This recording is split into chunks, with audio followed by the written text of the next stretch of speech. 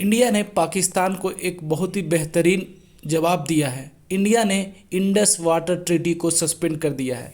आप बोलेंगे sir Indus water treaty को सस्पेंड किया जा सकता है, तो हाँ बिल्कुल किया जा सकता है, इसको बंद नहीं किया जा सकता है। लेकिन यहाँ पे इसीलिए हमारे देश ने एक बहुत ही चालाक मूव चला है, यहाँ पे सस्पेंशन वर्ड यूज किया है, India suspension of the Indus water treaty. और इसका मतलब क्या होता है पाकिस्तान के लिए, आपको बता दें, पाकिस्तान के लिए बहुत ज़्यादा खराब होने वाला है। और मैं बता दूं ये ख़राब क्यों होने वाला है। सबसे पहले मैं आपको बताता हूँ ये इंडस वाटर ट्रीटी के तहत था क्या, और क्या पाकिस्तान को जा रहा था, कितना कुछ जा रहा था। 1960 में ये डील साइन हुई थी, उस वक्त नेहरू थे प्रधानमंत्री, और वर्ल्ड बैंक ने इसका ब्रोकरेज किया था, मतलब वर्ल्ड बैंक वहाँ पे मीडिएटर था।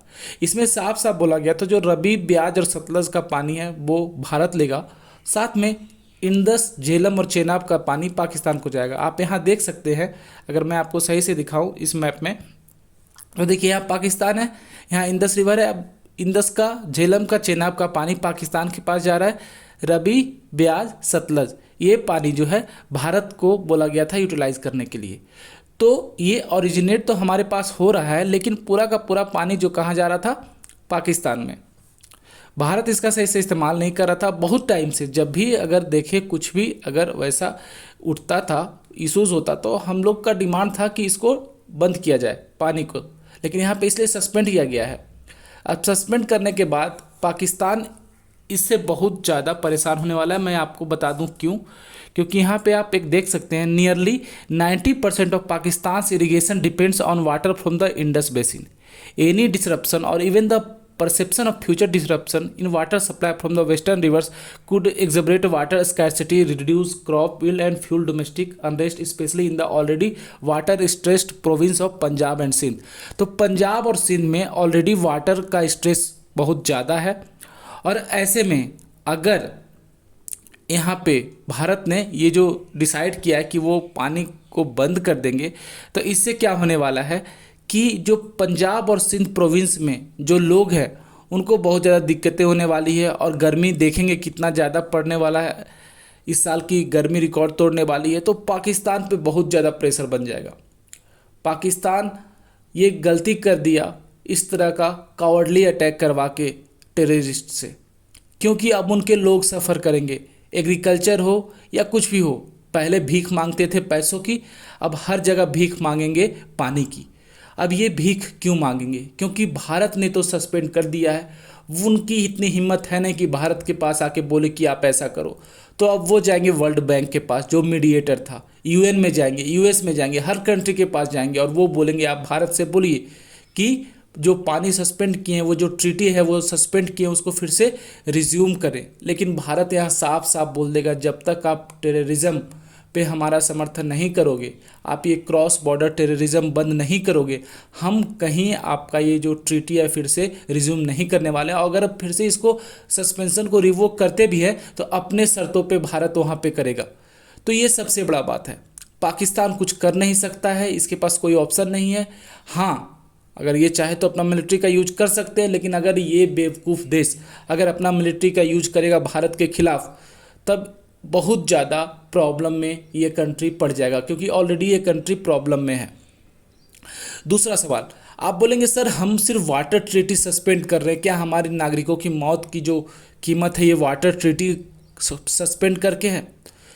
देखिए, सारे जो फैसले हैं, मैंने प्रीवियस वीडियो में कहा था, अपने गवर्नमेंट और आर्मी पे आप भरोसा रखें, सब फैसले सही होंगे। अभी के टाइम में आप खुद सोचो कैसा सिनेरियो बन रहा है। अभी के टाइम में यूएसए जो है चाइना पे टैरिफ वॉर लगा रहा है, हर कंट्री आपस में उलझ रहे हैं। ऐसे में बहुत सारे आप आर्टिकल्स देखेंगे जहाँ पे कंट्रीज़ जो है निकल के भारत में इंटर करना चाह रही है बिजनेस के लिए। अब ऐसे माहौल में अगर इंडिया पाकिस्तान का वार शुरू हो जाता है तो क्या भारत में इन्वेस्टमेंट आएगा? क्या कोई भी कंपनी भारत आना चाहिए? नहीं आना चाहिए। और दूसरे देश यही तो चाहते हैं। आप टाइमिंग देखो, इंडिया से इंडिया में अभी बहुत ज़्यादा इन्वेस्टमेंट आने वाला है, और चाइना पे टैरिफ लगा हुआ है, तो चाइना से जो कंपनियां निकलेगी वो कहाँ जाएगी? भारत में आने के चांसेस बहुत ज़्यादा है। और ऐसे समय में अगर भारत को हम अनरेस्ट कर देते हैं तो सारी कंपनियां भारत नहीं आएगी, तो हमारे लिए बहुत बड़ा ये जो अपॉर्चुनिटी जो होगा वो मिस हो जाएगा। तो ये जो डिप्लोमेटिक वार जो हम लोग वाटर स्ट्राइक शुरू किए हैं, ये पाकिस्तान को अभी के टाइम में बेहतरीन जवाब है। आगे जो भी और मिलिट्री एक्शंस होंगे, जो भी होगा वो हमारा ये आर्मी लेगी। और मैं आपको बता दूं अपने आर्मी पे हमें पूरा भरोसा रखना चाहिए, वो जो भी होगा सही तरीके से हैंडल करेगी। तो टोटल 5 पॉइंट देखेंगे जो हमारे कंट्री ने ये डिसाइड किया है कि अभी तुरंत के पाकिस्तान पे ये हम लोग इम्पोज कर रहे हैं। बाद में क्या होगा आने वाला तो समय बताएगा, लेकिन अभी जो इंडस वाटर ट्रीटी था 1960 का, इसको इमीडिएट इफेक्ट से सस्पेंड कर दिया गया है। दूसरा, चेक पोस्ट था जो अटारी बॉर्डर, वो क्लोज कर दिया गया है। जो भी इसको क्रॉस करके आए थे इनको टाइम दिया गया है कि 1 मई से पहले आप वापस लौट जाए। जो भी पाकिस्तानी नेशनल थे जिनको परमिट था इंडिया विजिट करने का, सार्क वीज़ा एक्सेप्शन था, सबको बोला गया कि आप 48 घंटे के अंदर जो है वापस लौट जाओ। 48 घंटे के अंदर उनको वापस लौटने का टाइम दिया गया है। दूसरा, जितना भी डिफेंस, मिलिट्री, नेवल और एयर एडवाइज़र थे पाकिस्तान हाई कमीशन इन न्यू दिल्ली, इनको बोल दिया गया है आप वापस जाओ। इन पे पर्सोना नॉन ग्राटा यहाँ पे बोल दिया गया है। अब क्या होगा कि इंडियंस जो है वो भी वापस आ जाएंगे। उसके बाद India will be withdrawing its own defence, मतलब इंडिया भी अपने own defence navy air adviser जो इंडियन हाई कमीशन जो इस्लामाबाद में है उनको वापस बुला लेगा। तो ये 5 पॉइंट जो अभी के टाइम में है वो भारत ने पाकिस्तान पे ये 5 पॉइंट्स जो इम्पोज किए हैं, इससे देखेंगे पाकिस्तान पहले से तो भिखारी था ही, अब और भिखमंगा हो जाएगा। क्योंकि ये देश के पास कुछ खोने के लिए तो है नहीं, सरकार अनस्टेबल है, पूरा कर्ज में डूबा हुआ है, जनता खुश नहीं है, इन्फ्लेशन इतना ज़्यादा बढ़ा हुआ है। तो इसके लिए तो बस सुपर चांस है, लड़ पड़ो, भारत से लड़ जाओ। क्यों भारत से लड़ेंगे? इनके पब्लिक का ध्यान जाएगा कि चलो ठीक है हम अपने आर्मी के पीछे खड़े हैं। वैसे भी उनका आर्मी कितना घटिया है ये तो सबको पता है। आर्मी टोटल कंट्रोल करती है और आर्मी चाहती है कि उनको पब्लिक का सपोर्ट मिले। लेकिन यहाँ पे भारत बहुत ही बेहतरीन मूव चला है कि हम लोग डिप्लोमेटिक तरीके से जो भी कर सकते हैं, जितना चोट पाकिस्तान को पहुँचा सकते हैं वो पहुँचा रहे हैं। क्योंकि अभी आप जान लें इंडस वाटर ट्रीटी जो सस्पेंड हुआ है उससे पाकिस्तान की पॉपुलेशन बहुत ज़्यादा सफ़र करने वाली है। क्योंकि इरिगेशन हो या फिर लाइवलीहुड हो, इस पे 80 to 90% पानी इसी से जाता है, इसी पे पाकिस्तान के लोग डिपेंडेंट रहते हैं। और पाकिस्तान हम देखेंगे रोएगा, वर्ल्ड स्टेज पे इसका रोना आप सुनेंगे जब इनके आर्मी हो या इनके प्रधानमंत्री हो, हेड्स हो, जब जाके अलग अलग स्टेज पे रोएंगे और बोलेंगे कोई भारत को समझा लो कि हमें वो पानी वापस दे दे। लेकिन भारत यहाँ देखेंगे थोड़ा सा भी दरियादिली नहीं दिखाएगा। आने वाले समय में भारत का ये स्टांस आप देखेंगे और आप बोलेंगे कि हाँ उस समय बिल्कुल सही डिसीजन था।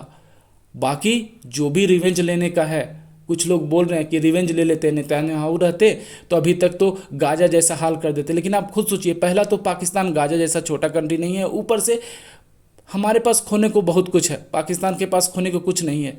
तो जो भी करना है बहुत सोच समझ के करना होगा, ताकि हम अपने देश को जो अभी के टाइम में वर्ल्ड में जो ये एक माहौल चल रहा है टैरिफ में, उस समय ज़्यादा से ज़्यादा बिजनेस को अट्रैक्ट कर सके, अपने लोगों को रोजगार दे सके, साथ में पाकिस्तान को भी सबक सिखा सके कि ऐसी दुस्साहस वो दोबारा ना कर सके कि हमारे देश के एक नागरिक को भी वो हाथ लगाने का सोचे। यही हमारा अभी होना चाहिए मेन एम। उम्मीद करता हूँ आपको ये सब कुछ समझ में आया होगा और पाकिस्तान को कैसे ये इम्पैक्ट करने वाला है आपको क्रिस्टल क्लियर होगा। मिलते हैं अगले वीडियो में, तब तक पढ़ते रहिए, खुश रहिए। जय हिंद।